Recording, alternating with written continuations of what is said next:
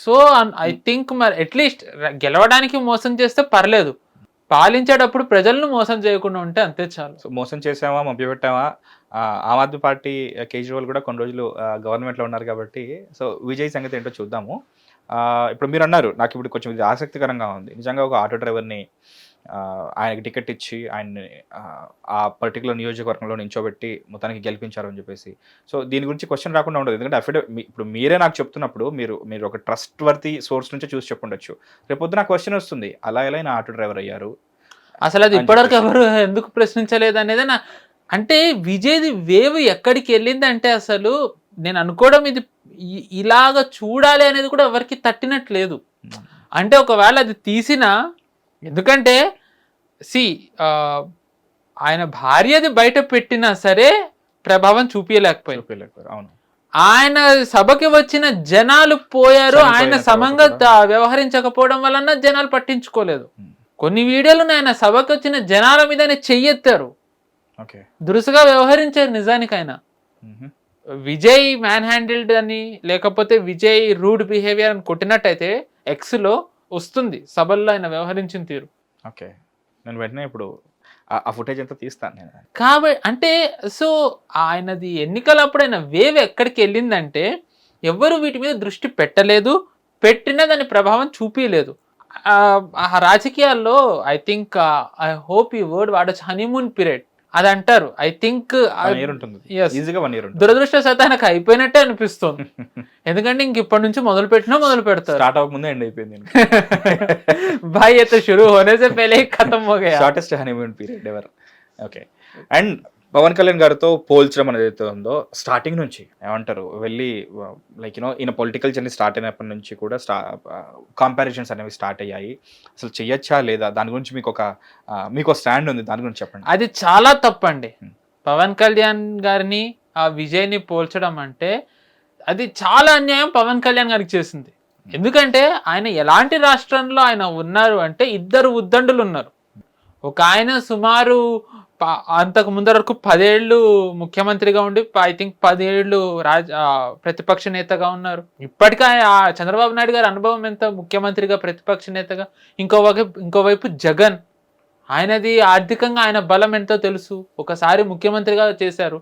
అంటే జనాలకి ప్రత్యామ్నాయాలు 2 ఉన్నాయి అక్కడ, ఒకటి కాకపోతే ఇంకొకటి. కానీ తమిళనాడులో ప్రస్తుతం ఆ పరిస్థితి లేదు.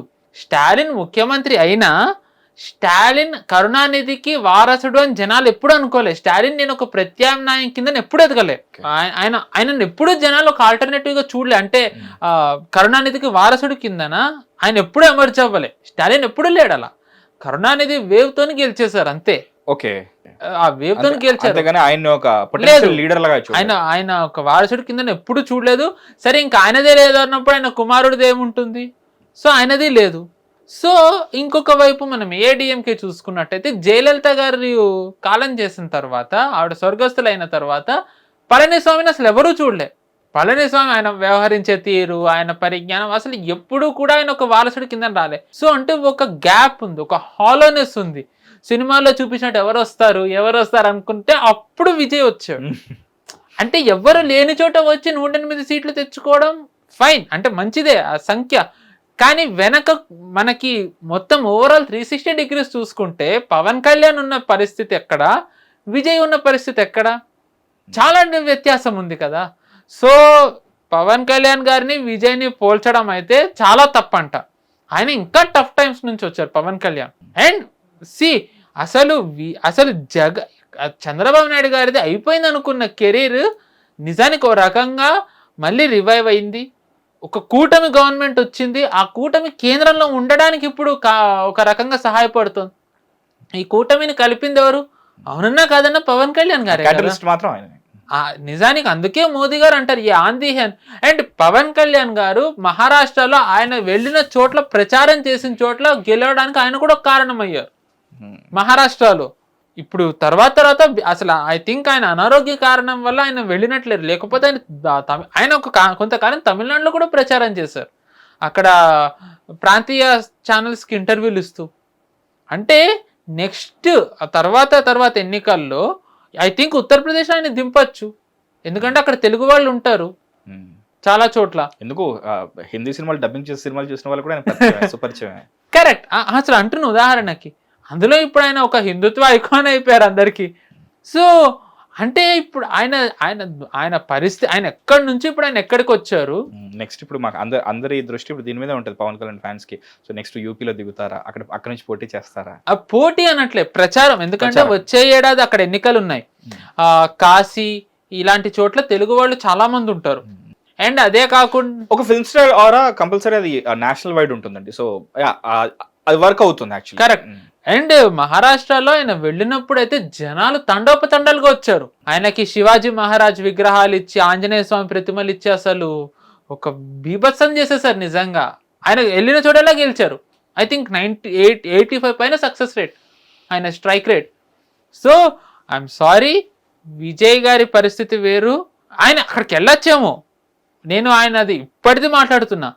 విజయ్ పవన్ కళ్యాణ్ గారిని పోల్చడం అనేది చాలా, ఐ థింక్ పవన్ కళ్యాణ్ గారి మీద ఉన్న వ్యతిరేకత, కోపము, ఆర్ లేకపోతే మన తెలుగులో సినిమాలకి స్టార్స్ మధ్యన ఉంటాయంటారు కదా.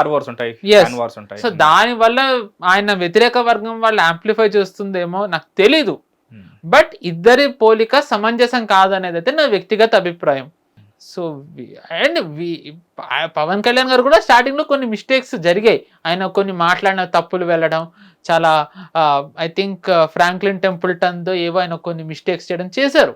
నేను ఆయన ఏమీ అదే అన్నాను కదా, రాజకీయాలు నేర్చుకుంటారు. సో విజయ్ మరి ఇంకా నేర్చుకుంటారా, తట్టుకోలేక వెళ్ళిపోతారా చూడాలి. రాజకీయాల్లో దెబ్బలు తగలకుండా ఎవరు కూడా ఒక్కసారిగా ఎదగరు, దెబ్బలు తగులుతాయి. కానీ ఆ దెబ్బలు తగిలే ప్రక్రియలో ఎవరు ఓర్చుకుని తట్టుకుని నిలబడతారో వాళ్ళే పైకి వెళ్తారు. సో ఈ పర్టికులర్ వీడియోని ఫస్ట్ టైం చూస్తున్న వాళ్ళు చాలా మంది ఉంటారు, వాళ్ళ కోసం చెప్పండి. TVK government, I mean TVK party government form చేయడానికి ఉన్న అడ్డంకులు ఏంటి, ఎక్కడ ఆగింది, అండ్ విజయ్ తలపతికి ఉన్న కాన్ఫ్లిక్ట్ ఏంటి? వాళ్ళ దగ్గర సంఖ్య లేదు. ఎక్కడ ఆగింది, ఇంకా ఎంతమంది కావాలి? ఐ థింక్ వాళ్ళకి ఇప్పుడు 113 మందో 112 మందో ఉన్నారు. ఒక 6 కావాలి. 6 to 8 కావాలి. సో డిఎంకేతో ఉన్న వాళ్ళు మద్దతు ఇవ్వమంటున్నారు. సిపిఐ, సిపిఎం, విసికే, అక్కడ ఏవో ఉన్న ప్రాంతీయ పార్టీలు ఇప్పటివరకు ఇవ్వమంటున్నారు. సో అదే అంటున్నాను కదా, ఆయన మద్దతు కూడగట్టుకుని వెళ్ళాలి. ఫస్ట్ గవర్నర్ దగ్గరికి మద్దతు కూడా కట్టుకోకుండా వెళ్ళారు. పోనీ దానవీర సూర్యకర్ణాల లాగా వెళ్ళి పో, కనీసం బిగ్గెస్ట్ పార్టీగా ఇవ్వాలి కదా. బిగ్గెస్ట్ పార్టీగా ఇవ్వకుండా కూటమి ప్రభుత్వం నడుపుతున్నా అన్నారు. ఇప్పుడు 1998లో మన కేంద్రంలో వాజ్పేయి గారు ఆయనకి బీజేపీకి ఎన్నో సీట్లు వచ్చాయి. సో ఆయన కూటమి ప్రభుత్వం నడుపుతున్నానని చెప్పి వెళ్ళారు. వెళ్ళినప్పుడు ఆయన ఎవరెవరు ఎన్ని సీట్లు అంటే నిన్న చెప్పారు. జయలలిత గారు ఒప్పుకున్నారని అన్నారు. జయలలిత గారు అప్పుడు కొంచెం పట్టుబట్టారు, కొంచెం టైం పట్టింది. ఆవిడ్ని ఒప్పిస్తే కానీ ప్రమాణ స్వీకారం ఫ్లోర్ టెస్ట్కి వెళ్ళలే. దానికన్నా ముందు కూడా ఎంజిఆర్ గారు ఉన్నప్పుడు కూడా ఇలాంటి సిచ్యువేషన్ చూసాం మనం. అవునా? ఫార్చునేట్లీ ఇవ్వాలి ఎంజిఆర్ గారి ఎంటైర్ పాడ్కాస్ట్ ఇవ్వాలి last episode 25 episodes daily 1 hour 1.5 hour అనమాట. సో నాకు ఇప్పుడు మీరు చెప్తుంటే నాకు ఆ డాట్ కనెక్ట్ అయ్యింది. But nearest visible politics Jayalalitha గారు చూసారు కాబట్టి జయలలిత గారు ఎగ్జాంపుల్ ఇస్తే బెటర్ గా అర్థం అవుతుంది. But it happened with MGR గారి టైంలో కూడా ఆయన ఎవరికి ఇవ్వాలి ఎవరికి ఇవ్వద్దు అని కూడా చాలా తర్జన పడి కొందరికి ఇచ్చి మళ్ళీ విరమించుకున్నారు, చాలా జరిగినాయి అలాంటివి కూడా. సో అదే అన్నాను కదా, అసలు ఆయన ఫస్ట్ ఆఫ్ ఆల్ నాకు ఇంతమంది మద్దతు ఆయన సంపాదించకుండా డైరెక్ట్ వెళ్ళిపోయి ఒక మీమ్ ఉంటుంది, జనాలు చూస్తే బాగుంటుంది. ఒక చిన్న పిల్లాడు ఆ తల్లి ఉంటుంది అనమాట, ఆ టాయ్ పట్టుకుంటూ ఉంటే తల్లి నో అంటే ఏడుస్తుంటాడు, మళ్ళీ పట్టుకుంటుంటాడు, మళ్ళీ ఏడుస్తుంటాడు. ఇప్పుడు ఆ విజయ్ గారి పరిస్థితి కూడా అలాగే ఉంది. కుర్చీని పట్టుకుని ఉంటారు, గవర్నర్ నో అంటే ఏడుస్తున్నారు ఆయన. కానీ ఆయనకు మద్దతు, ఆయనకు సంఖ్య లేదు. సమస్య ఏంటంటే లేనప్పుడు ఎవరేం చేస్తారు? ఆ మీమ్ టెంప్లెట్ వరకు వెళ్ళారు. నేను ఇంకోటి చెప్తాను, మీరు ఇందాకే అన్నారు డిఎంకే ఏఐడిఎంకే కాకుండా ఇంకెవరు వస్తారా అని వెయిట్ చేస్తున్న టైంలో టీవీకే విజయ్ వచ్చాడు. ఇప్పుడు టీవీకే విజయ్ అండి ఈ గడ్డు కాలం నుంచి బయటపడడానికి ఎవరు వస్తారా అని చెప్పేసి ఆయన వెయిట్ చేస్తుంటే ఆయన ఇప్పుడు ఎవరో ఒకరి కోసం రావాలి ఇప్పుడు ఆయన. కానీ ఆయనకి దీని తర్వాత నిజంగా ఆయన మనందరికి దృశ్యం చూపించారు, నో డౌట్ అబౌట్ దట్. అవునా? దృశ్యం చూపించారు ఆయన నిజంగా. సో అది అఫ్ కోర్స్ మనకేం లేదు, తమిళ ప్రజలే ఇంకా అది వాళ్ళే నిర్ణయించుకోవాలి. సో నేను దాని గురించి ఏమి దృశ్యం అని చెప్పేసి మీరు పర్టికులర్ గా ఎందుకంటే ఇన్ టర్మ్స్ ఆఫ్ వాళ్ళ క్యాండిడేట్స్ వెనకాల ఉన్న ఎగ్జాక్ట్లీ రాంగ్ డాక్యుమెంట్స్ అంటున్నారా, అంతే కదా. క్రిమినల్ కేసులు కానీ లేకపోతే ఆటో డ్రైవర్లు కాకుండా ఆటో డ్రైవర్లు అని చెప్పడం కానీ, అంతే కదా, వాళ్ళ ఆస్తుల విషయంలో కానీ. అంతే. ఆటో డ్రైవర్ కానివ్వండి, ఆటో డ్రైవర్ కింద తేవడం అంటే ఇక అంతకంటే మోసం ఏముంటుందండి. యాక్టర్ కదండి, ఒక జూనియర్ ఆర్టిస్ట్ తీసుకొచ్చి నువ్వు ఆటో డ్రైవర్ ఫిక్స్ అయితే ఓకే నేను ఆటో డ్రైవర్ అని చెప్పేసి ఆయన కూడా వచ్చేసి పోటీ చేసినట్టున్నారు. ఇంకా ఇంతకంటే మీరు ఇంకా అంత ఈయనకి అన్న తర్వాత ఇంకా లేదు. నిజంగానే దృశ్యం చూపించారు ఆయన అందరికి. 115 మంది వాళ్ళు ఆల్రెడీ డిఎంకే, ఏఐడిఎంకే, కాంగ్రెస్ నుంచి వచ్చిన వాళ్ళనే పెట్టుకుని ఆయన అఫ్ కోర్స్ వేరే పార్టీల నుంచి ఎన్టీఆర్ గారు కూడా అలాగే వచ్చి పెట్టారు. నాదెండ్ల మనోహర్ ఇలా వేరే కాంగ్రెస్ నుంచి వచ్చిన వాళ్ళు, నేను కాదనట్లే. టు సమ్ ఎక్స్టెంట్ నేను అది కూడా ఓకే అంట. ఆటో డ్రైవర్ది నాకు ఫస్ట్ పెద్ద మిస్టేక్. బట్ ఇది సీరియస్ విషయం అండి, మీరు చెప్తుంటే నాకు ఇప్పుడు అర్థం అవుతుంది. రేపొద్దున అన్ని బయటపడతాయి. ఆ లెక్కన కనుక చాలా మంది అభ్యర్థత్వం రద్దయ్యే అవకాశం ఉంది. అప్పుడు ఆయన సంఖ్య ఇంకా తగ్గే అవకాశం అండ్ ఫస్ట్ ఒకవేళ ప్రభుత్వం ఏర్పాటు జరిగినా ఆయన రాజీనామా చేయాలి. ఆయనకు అది ఇంకొక సమస్య. సో తర్వాత ఇంకొక స్పీకర్ ని మళ్ళీ అనుకోవాలి, వీళ్ళలో ఒక స్పీకర్ అనుకోవాలి. కరెక్ట్. చాలా పెద్ద పని ఉంది అసలు ఆయనకి, చాలా పెద్ద బాధ్యత ఉంది. ఈ టైంలో మీరే అంటున్నారు ఆయన దగ్గర పెద్ద బాధ్యతలు ఉన్నాయని, మళ్ళీ మీరే అంటున్నారు ఆయన వచ్చి ఎవరిని అడ్రస్ చేయలేదు అని చెప్పేసి. సో అదే అండి రాజకీయం అంటే, ఎన్ని బాధ్యతలు ఉన్నా సరే అవన్నీ చేయాలి. ప్రచారం కోసం ఆయనది 3D లోగో పెట్టారు సంథింగ్. ఆయనది ఆయన లేకుండా కానీ ఆయన స్పీచ్ వచ్చేలాగా 3D logo, you might have hologram promotion చేశారు. హోలోగ్రామ్ ప్రమోషన్ చేశారు. కనీసం అలా అయినా సరే ఒక అభివాదం చేసినట్టుగా మీ అందరిని ఒకసారి అందరినీ కలవలేకపోతున్నాడు, అందరు ఇందులో చూసుకోండి అన్నట్టు. అంటే కంటెంట్ అన్నోడికి కట్అవుట్ చాలన్నట్టుగా అలాంటిది రిలీజ్ చేసిన కనీసం చేసి ఉండాల్సింది. సో ఐ డోంట్ నో మరి ఆయన ఎవరు గైడ్ చేస్తున్నారు. సో అగైన్ ఫస్ట్ టైం కాబట్టి అభ్యర్థులది మాత్రం ఖచ్చితంగా అది ప్రాబ్లమే. అండ్ ఇప్పుడు ఆయన 108 మంది ఆ మద్దతుది గవర్నర్ దగ్గరికి వెళ్ళడం, అభ్యర్థులు రాష్ట్ర ప్రజలకు ఆయన ధన్యవాదాలు తెలపకపోవడం, okay fine, down the lane. రాజకీయాల్లో ఉంటే మళ్ళీ గెలిస్తే నేర్చుకుంటారు. నిజానికి గెలిచినా గెలవకపోయినా ధన్యవాదాలు చెప్పాలి, అది నిజానికి ముఖ్యం. సో టు సమ్ ఎక్స్టెంట్ నిజంగా చాలా సర్ప్రైజింగ్ గా ఉంది, షాకింగ్ గా ఉంది. సో మంత్రుల్లో ఆయన ముఖ్యమైన మంత్రి అవుతారో లేదో చూడాలి. అండ్ మళ్ళీ వచ్చే మంత్రుల్లో వాళ్ళు మళ్ళీ అఫిడవిట్లలో ఉన్న వాళ్ళే అయితే గనక అది ఇంకా ఏం మార్పు వస్తుందో మరి ఆ దేవునికి ఎరుక. ఈ మీ కింద చెప్పినట్టుగా అటెంప్ట్ టు మర్డర్, ఆ ప్రాబ్లమ్స్ అన్ని ఇప్పుడు అరైజ్ అవుతాయి అంటారా? ఎందుకంటే ఇప్పుడు అవ్వవు, లైక్ మొత్తం ఎలక్షన్స్ అయిపోయి. అండ్ ఐ థింక్ ఒకవేళ ఈ ప్రభుత్వం ఉన్న ఎంతకాలం ఉంటుంది? కరెక్ట్, ఎంతకాలం ఉంటుంది? 5 ఏళ్ళు ఉంటుందా? సర్వైవ్ అవడం కూడా ఇంపార్టెంట్. ఇప్పుడు గెలవడం కాదు, గెలిచి నిలబడడం ముఖ్యం, నిలబడి పాలించడం ముఖ్యం. 240 మోదీ గారు సుమారు ఇప్పుడు ఆయన అంటే ఒక ప్రభుత్వ బాధ్యత అంటే ముఖ్యమంత్రి, ప్రధానమంత్రి ఇలాగా బాధ్యతల్లో ఉండి ఇది 25వ సంవత్సరం. ఆయన 2024లో మొట్టమొదటిసారి కూటమి ప్రభుత్వం నడుపుతున్నారు. ఆయన గుజరాత్లో ఎప్పుడు కూటమి ప్రభుత్వం నడపలే. 2001లో ఆయన ముఖ్యమంత్రి అయినప్పుడు బీజేపీ సొంతంగా వచ్చింది, 2లో సొంతంగా వచ్చింది, 7లో సొంతంగా వచ్చింది, 12లో సొంతంగా వచ్చింది, 14లో సొంతంగా బీజేపీ వచ్చింది, 19లో సొంతంగా బీజేపీ వచ్చింది, 24లో మొదటిసారి 240 వచ్చింది. అందరు అన్నారు నిజంగా మోదీ గారు నడపగలరా, 6 నెలలు ఉంటుందా అని. సో ఆయన అన్నారంట, నేను నడిపి చూపిస్తాను మీరు అంటున్నారు కదా. నిజానికి ఆయన 303 కంటే 240లోనే ఆయన ఎక్కువ బలంగా ఉన్నారు. వక్ఫ్ది ఇప్పుడే వచ్చింది, ఆపరేషన్ సింధూర్ ఇప్పుడే జరిగింది. నిజానికి బీజేపీ ఎక్స్పాన్షన్ రాష్ట్రాల్లో 303లో ఉన్నప్పటికంటే 240లో ఉన్నప్పుడే ఎక్కువైంది. ఒరిస్సా, బీహార్లో ముఖ్యమంత్రి అయ్యారు, ఇప్పుడు పశ్చిమ బెంగాల్. సో అంటే నేను అదే అన్నాను, ఇప్పుడు ఎంతమందికి అసలు ఇప్పుడు ఒక్కసారిగా సెంటర్లో మైనారిటీ గవర్నమెంట్ ఉందని ఇప్పుడు ఎంతమందికి అది ఉందండి? మైనారిటీ గవర్నమెంట్ కాదు, ఎన్డీఏ కూటమి ఉంది, కానీ బీజేపీకి ఆధిక్యం లేదు అనేది అసలు అది ఎంతమందికి అది మెదడులో ఉంది? ఎంతమందికి అసలు అది ఉంది అంటే నేను అన్నాను కదా, అనుభవం వెనక ఉండి మార్గనిర్దేశం చేసే వాళ్ళది, వాళ్ళ తెలివి, వ్యూహాలు ఇవన్నీ ఉండాలి. అనుభవం, వ్యూహాలు ఇవన్నీ ముఖ్యం. వాజ్పేయి గారిని అందరూ ఆడుకున్నారు ఆయన 9 ఏళ్ళు ఉన్నప్పుడు, ఎందుకంటే వాళ్ళకి అంత సంఖ్య లేదు, వాళ్ళకి 200 లోపే ఉన్నాయి. సో అందరూ రకరకాలుగా ఆయన ఆడుకున్నారు. ఇప్పుడు 240 వచ్చి మోదీ గారిని ఎవరన్నా ఆడుకునే ధైర్యం చేస్తున్నారు. నిజానికి ఇప్పుడే కదా అందరూ ఆడుకోవాలి కూటమిలో. నితీష్ కుమార్ హ్యాపీగా నవ్వుకుంటూ ముఖ్యమంత్రికి పదవికి రాజీనామా చేశారు. ఎవరన్నా అర్థం చేసుకున్నారు అసలు? అది ఒక పార్టీని, ఆ పార్టీ నడిపే అతను అతను దిగిపోయి బీజేపీ అతన్ని కూర్చోపెట్టాడు. అతనే 240 సీట్లు వచ్చి బీజేపీ చేస్తున్న రాజకీయం అది. ఇది రైటా రాంగ్ అంటే నేను మీతో మన రెండో ఇంటర్వ్యూలో అన్న, రాజకీయాలు రైట్ రాంగ్ ఉండవు, మోరల్స్ ఉండవు, వాల్యూస్ ఒక్కటే ఉంటాయి. వాల్యూ కూడా కాదు, ఐడియాలజీ, సిద్ధాంతం ఒక్కటే ఉంటుంది రాజకీయాల్లో.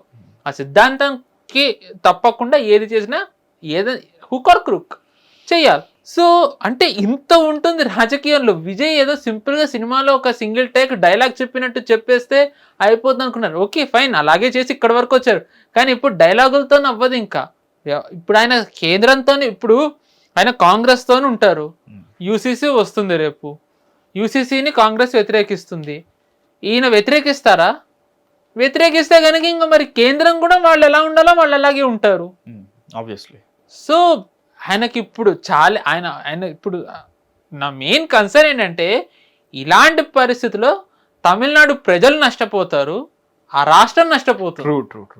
సో ఇన్ఫాక్ట్ మనకు ఉండాల్సిన కన్సర్న్ కూడా అదే. లైక్ విజయ్ ఏమైపోతాడా, ఇంకెవరో ఏమైపోతారని కాదు. లైక్ అక్కడ ప్రజలు ఏమైపోతారు, అక్కడ లైక్ యూనో అక్కడ గవర్నమెంట్ ఏమైపోతుంది, రెగ్యులర్ గా జరగాల్సిన పనులు ఏమైపోతాయి. అంటే నాకు ఇంకొకటి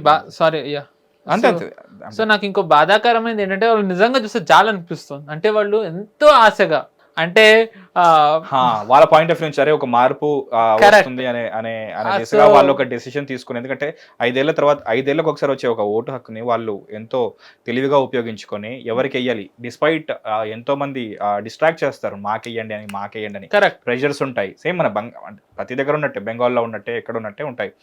వాటన్నింటినీ తట్టుకొని లైక్ మానసికంగా దృఢంగా ఉండి పోలింగ్ బూత్కి వెళ్ళి జాగ్రత్తగా లైక్ ఏదైతే ఫిక్స్ అయ్యామో అదే పార్టీకి ఓటు వేయడం అనే విషయం చాలా గొప్ప విషయం. తీరా అది లైక్ మెటీరియలైజ్ అవ్వకపోవడం అనేది వాళ్ళకి చాలా బాధిస్తుంది. తమిళియన్స్ ఇలాంటిది సినిమా తీశారండి, రంగం. అవునండి, అతను ఆస్పిరేషన్స్ అన్ని చూపిస్తాడు, తీరా చూస్తే అఫ్ కోర్స్ ఇంకా విజయ్ బ్యూటిఫుల్ ఫిల్మ్, అది నాకు చాలా ఇష్టం. అది కేవీ ఆనంద్ గారు, అది అంతవరకు ఇంకా విజయ్ వెళ్ళలేదు. కానీ అంటే నేను అంటుంది ఏంటంటే, జనాలు అంటే మార్పు అన్నాడు. ఆటో డ్రైవర్ అసలు అతన్ని ఆటో డ్రైవర్ పెట్టడం, ఛార్జ్ షీట్ ఉన్న వాళ్ళందరి మీద, అటెంప్ట్ టు మర్డర్ ఉన్న వాళ్ళందరి మీద చేయడం తెలియదు. ఇంకా మరి చూద్దాం. వేరే వాళ్ళు నిలబెట్టడం, ఆ విజువల్ కూడా చూడడానికి డోలు లాగా ఉండడం ఉంటుంది. So same common party symbols, దానికి దగ్గరగా ఉండే పార్టీ సింబల్స్ ఇదనుకోండి, దానికి వేసే వాళ్ళు ఉంటారు కదా. సో అలాంటి ఎత్తుగడలు వేస్తారు, చూద్దాం అని చెప్పేసి అలా వెయిట్ చేశాను. కానీ ఆయన కామన్ పార్టీ సింబల్ని అందరిలోకి తీసుకెళ్ళి ఓట్లు తెప్పించుకొని మొత్తానికి సింగిల్ లార్జెస్ట్ పార్టీగా దాన్ని అవతారం చేసి, కానీ ఇక్కడ అయిపోతారని మాత్రం అసలు అనుకోలేదు. హిట్ టీవీ యాప్, ఇందులో short news, live news, entertainment shows, movies, digital magazines తో పాటు మీ జిల్లా వార్తలను కూడా ఫ్రీగా చూడొచ్చు.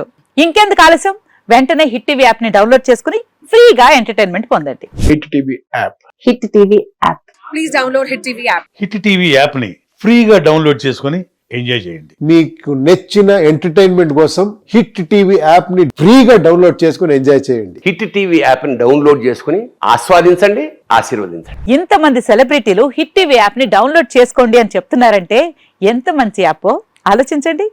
అమెరికా అమెరికా అమెరికా అమెరికాలో చదవాలనుకునే వాళ్ళకి విశ్వసనీయమైన పేరు మన శౌర్య కన్సల్టెన్సీ. UK లో 1 year masters, UK లో 1 year masters, 2 years work permit up to 5 years visa. Contact Saurya Consultancy. Contact 89851 89851.